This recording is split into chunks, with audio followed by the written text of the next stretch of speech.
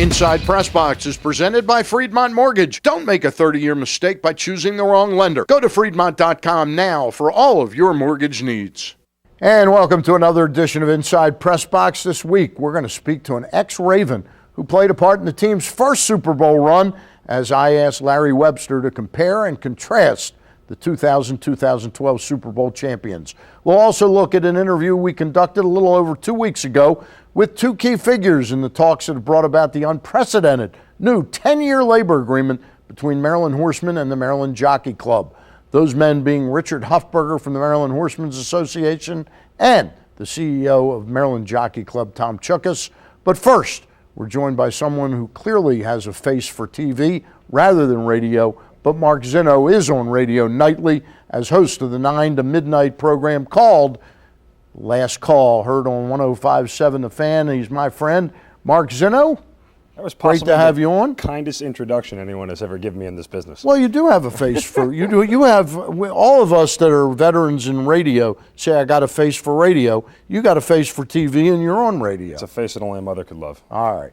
Hey, when the team came back from New Orleans and they had the big day last Tuesday, where were you?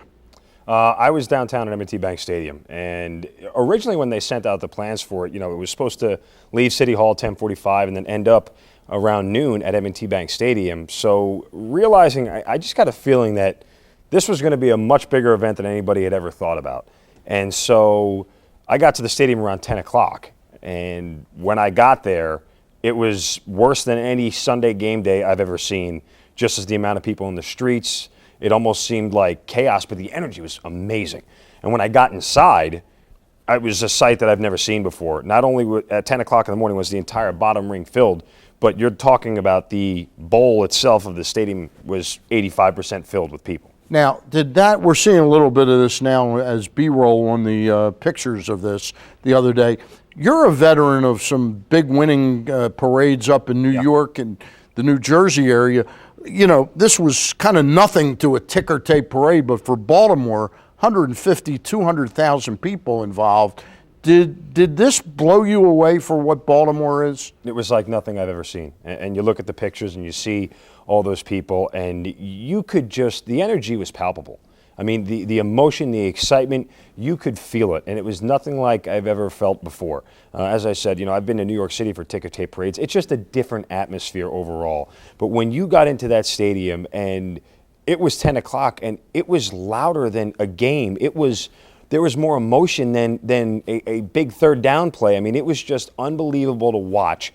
And on the good side, nobody was hurt. There was no major incidents, because that was like one of the big fears that we were all sitting there talking about, going, this could get out of hand. Yes, it could have. But everybody stayed relatively calm and was there for the right reason and enjoyed the moment. And I think that when you got that euphoria of the Ravens coming into the stadium, I mean, the cheers, you could feel it. It gave you chills. Let me ask you, getting back to the game and the way the season played out, are we now entering some type of new era in the National Football League, the teams that don't have to be great the entire regular season, they just have to sort of get in stride the last 3-4 weeks and into the playoffs? Because the Giants did it last year, they did it 3 years ago, and the Ravens did it this year.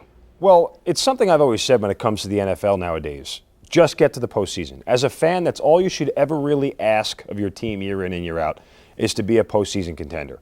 Because it's been proven that you don't have to be the best team. You don't have to have the best players. You just have to get hot at the right time. I think the NFL is similarly becoming like the NCAA tournament in the standpoint of coaches of big programs, Kentucky, Indiana, things of that nature. Their coaches always say 6 games in March, 6 games in March. For local schools around here like Loyola, Coppin State, Towson, their coaches will say 3 games in March, 3 games in March. That's what we're worried about to get to the NCAA tournament. They're talking about their conference tournament. Well, now coaches in the NFL are saying, look, we need 3 or 4 games in January, and that's really what it boils down to, because it doesn't matter how you get in there. The Green Bay Packers went 15-1, not this season but the previous season, and got bounced in the first round of the playoffs by the Giants. It doesn't matter. It's a one-and-done kind of postseason. I mean, not like it is. There's no series that you have to play. So if you have an off day on a Sunday in January, you're going home. Hey, real quick before we get out of here, Tell me about your show, 9 to 12 weeknights, Last Call. How did you pull off getting Joe Linta, Joe Flacco's agent, and what was your take on that interview? Well, I'm just kind of somebody who knows the right people. You know somebody that knows somebody. I know the right people. All so, right. But my take on the whole thing with Joe Linta, it's funny. He kind of resembles Joe Flacco in his demeanor, in his approach. He seems almost very vanilla about it, very calm, very relaxed, and I feel that he's got the best interest of his client and the Ravens at heart, and there's no reason they shouldn't get anything done. All right, buddy. 9 to 12, Mark Zinno, face for TV, but he's on the radio on 105.7 The Fan. Thank you. And prior to this year's big game, our friends and sponsors had some fun with PressBox's third annual 100-block charity pool. The beautiful Mount Washington Tavern played host to our event, and if you haven't been there since they've reopened, you have to go check it out. Of course, they serve the same outstanding food that they've been serving since 1979, but what they've done inside will blow you away. From the front bar to the Chesapeake Room and Raw Bar in the back to the new upstairs Sky Bar, you'll really be impressed with the newly remodeled Mount Washington Tavern. And with the final score in New Orleans of Baltimore 34, San Francisco 31, that meant that Computers Incorporated won $3,500 for St. Elizabeth's School for the first quarter score. Mr. Basement won $3,500 for Special Olympics of Maryland for the second quarter. Our friends at Royal Farms won $3,500 for Living Classrooms Foundation in the third quarter. And Myers Solomon Realty won $3,500 for the final score of 34-31 for Camp Sharesh in the fourth quarter. And when we get back, we'll compare and contrast the 2000 Ravens and the 2012 Ravens with Larry Webster, who played on that 2000 team that also happened to win a Super Bowl.